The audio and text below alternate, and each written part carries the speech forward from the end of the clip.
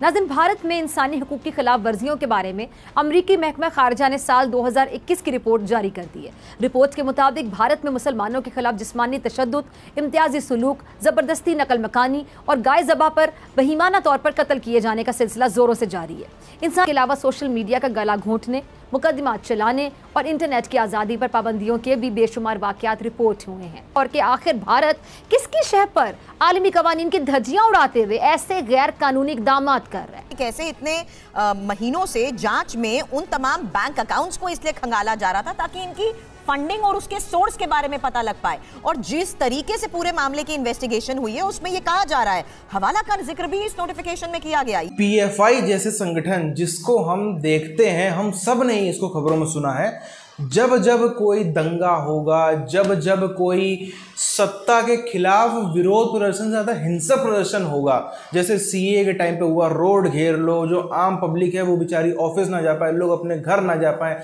कोई अस्पताल ना जा पाए, बेचारा रास्ते में पड़े पड़े मर जाए, ये चाहने वाले इस तरीके की जो काम करने वाले संस्थानों में पीएफआई का नाम आता है। कभी हमने नहीं देखा कहीं पे बाढ़ आ गई हो, फ्लड आ गया हो, कहीं पे खाने की जरूरत है, लोगों के पास भूखे मर रहे हैं, कोविड आ गया, वहां पर इनके लोग दौड़ दौड़ करके कुछ भी मदद टाइप कर रहे हो, बल्कि इधर थूक देना, ये करना, वो करना, गंदगी मचाना और बीमारी फैलाने वाले काम करना कोविड में, वो हमने जरूर देखे थे।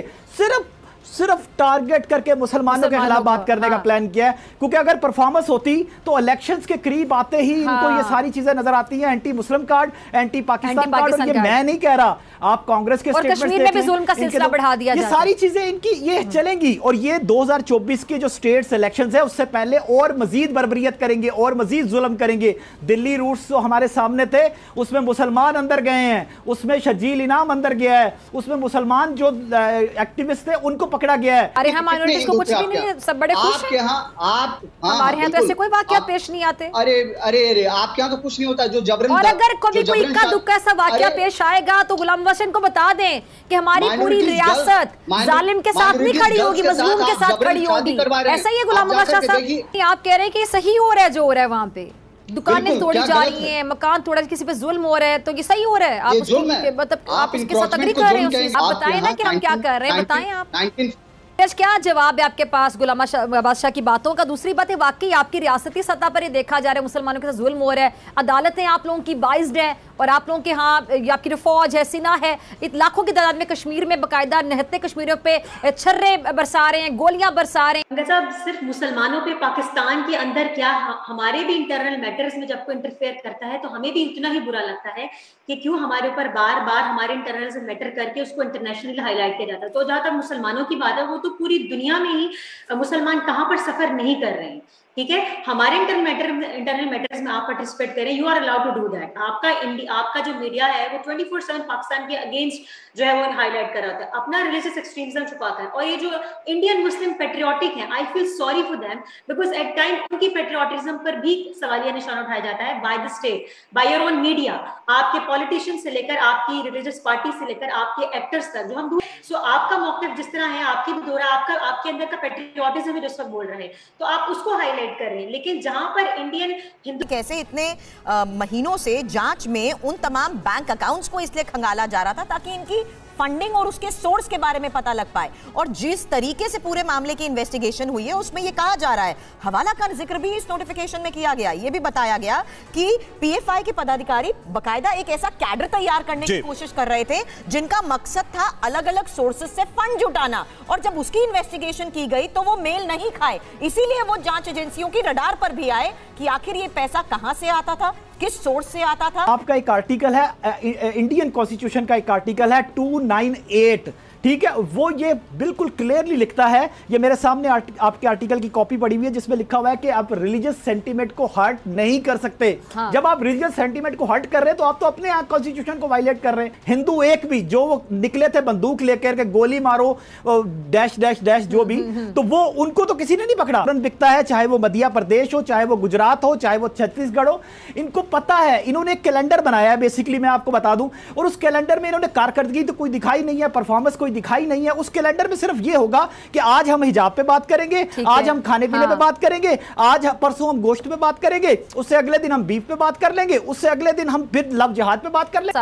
पॉलिसी जो हिंदू एक्सट्रीमिज्म है, जहां पर उसकी जद में मुसलमान आ रहे हैं, इंडियन मुस्लिम्स आ रहे हैं, आप लोग वो हाईलाइट, वो नजर क्यों नहीं आता? हम यहाँ पे बैठ के दर्द दिल रखते हैं उन मुसलमानों के लिए, ठीक है। और अब हमें भी ऑफ कोर्स हमें यहाँ बैठकर वी आर फीलिंग पेन की जो एक पॉपुलर जो इंडियन मुस्लिम्स के लिए एक जो ऑर्गेनाइजेशन थी उसको भी बैन कर दिया गया है। सो आपके अंदर जो मुस्लिम्स हैं, इंडियन मुस्लिम्स, जाहिर है वो भी एक पेज पर कभी नहीं हो सकते हैं। लोगों को एहसास नहीं होता कि क्या हिंदू धर्म के नाम पे क्या बना दिया गया है इंडिया को, भारत को क्या बना दिया गया है। इतना कहना है कि अगर जैसे हमारी पाकिस्तानी एक जर्नलिस्ट यहाँ पर इस चैनल पे बैठी है, मैं कभी इस बात को कहता नहीं हूँ इनसे, ये सिर्फ मैं इतना पूछना चाहूंगा कि पाकिस्तान में जब डिवीजन हुआ 15 अगस्त को, तो जो माइनॉरिटीज हैं उनकी कितनी परसेंटेज थी और आज की तारीख में कितनी परसेंटेज है, और हिंदुस्तान में क्या परसेंटेज थी और आज की तारीख में क्या परसेंटेज है। अगर आप सिर्फ इतना इसको एनालाइज कर लें तो आप बिल्कुल खामोश हो जाएंगी। पीएफआई के कुछ संस्थापक सदस्य स्टूडेंट्स ऐसे हैं जो कि सिमी के नेता रहे हैं, Islamic movement of India Simi के नेता रहे हैं, और पीएफआई का ये संबंध जमातुल मुजाहिदीन बांग्लादेश जेएमबी से भी रहा है। और ये वो दो संगठन है जो प्रतिबंध पहले से ही है, जिनके ऊपर पहले से ही बैन लगा दिया गया है। यानी ऐसे प्रतिबंधित संगठन के लोग अब पीएफआई का हिस्सा बनते हुए देश के लिए किस तरीके से बड़ा खतरा बन रहे थे, ये नोटिफिकेशन में स्पेसिफिक किया गया। ये model social democratic party of India से हूँ, पूरी दिल्ली जानती है, मीडिया जानता है, लेकिन फिलहाल जो मुझे फरीद अहमद, हाँ, मुझे पीएफआई के शक में लिया गया है, बल्कि किसी और नहीं, किसी तरह का कोई लिंक नहीं, कभी कोई मीटिंग नहीं, कभी कोई वो नहीं।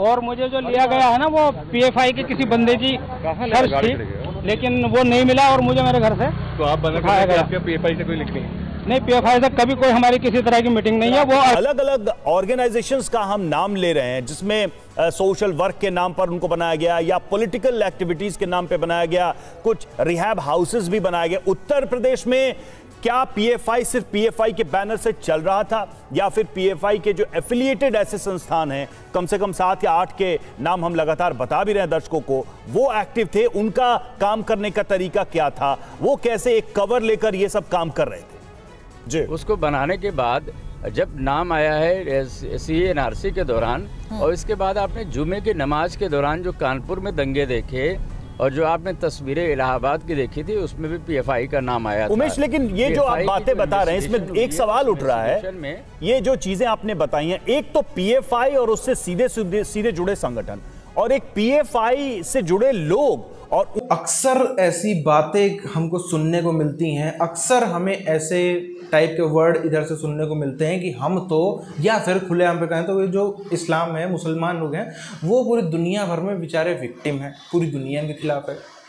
अब आप में से कई लोग होंगे, कोई क्रिश्चियन होगा, कोई सिख होगा, कोई जैन होगा, कोई बौद्ध होगा, कोई पारसी होगा, कोई हिंदू होगा, कोई कुछ भी होगा, सब लोग एक बार को कमेंट करके ज़रा सा बताएं कि आप में से कितने लोग हैं, या आपकी कम्युनिटी को, क्या सिर्फ आपकी कम्युनिटी होने से, फॉर एग्जाम्पल कोई सिख है तो सिर्फ सिख होने की वजह से क्या दुनिया में आपको बेइज्जत किया जाता है, दुनिया में आपको, आपके साथ में जुर्म किया जाता है, अपराध किया जाता है, हिंदू होने के नाम पर किया जाता है, क्रिश्चियन होने के नाम पर किया जाता है? क्यों है आखिर ऐसा?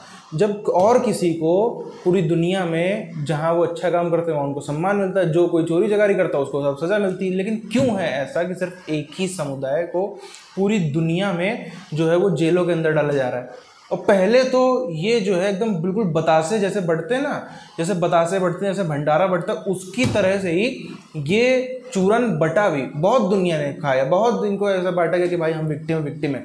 पर अब जब से हम देख रहे हैं, खास तौर पर पिछले कुछ महीनों से, जब इस्लामिक कंट्रीज़ में भी, खास तौर पर इंडिया, पाकिस्तान, बांग्लादेश, इधर वाली जो पब्लिक है, इधर से जो लोग जाते हैं, उनको चुन चुनकर जेलों में डाला जा रहा है, फाइन लगाए जा रहे हैं, अलग अलग तरीके की उनको सजाएं दी जा रही हैं। क्यों है ऐसा? यहाँ से ये हिंदू भी जाता है, जैन भी जाता है, क्रिश्चियन भी जाता है, बौद्ध भी जाता है, सिख भी जाता है, सब जाते हैं। इनके साथ में ऐसा क्यों नहीं होता? सिर्फ इन्हों के ही साथ में क्यों होता? चलो नॉन इस्लामिक कंट्रीज में तो ये होता था, वो लोग अपनी सुरक्षा करते थे, तब तो चलो वो भाई बहुत गलत कर रहे हैं, बहुत गलत कर रहे हैं। अब इस्लामिक कंट्रीज़ में भी ऐसा होने लगा, अरब्स भी ऐसा करने लगे, चाइना भी कुछ कुछ ऐसा ही करता हुआ उनको नज़र आता है, पूरी दुनिया ऐसा करती हुई नजर आती, तो फिर क्या जवाब है? यहाँ पर रिलीजन को तो खैर बीच में लाने की जरूरत नहीं, क्योंकि इस्लामिक कंट्री में भी बैन किया रहा है। इसका मतलब है कि इधर सब कॉन्टिनेंट में जो पब्लिक है उसकी जीन्स में कुछ है, ऐसा कुछ उत्पाद करते हैं, तभी वहाँ पर भी करे जा रहे हैं। वरना तो चलो आप बड़े आसानी से कह दो कि भाई हमारे रिलीजन की वजह से हमारे साथ में ऐसा हो रहा है, इस्लामिक कंट्रीज़ में हो रहा है। इसका मतलब कोई और भी कारण होगा, कुछ किसी बातों तो परेशान होंगे सब। तुर्की से भी हमने देखा किस तरीके से भगाए जा रहे हैं, सऊदी में हमने देखा।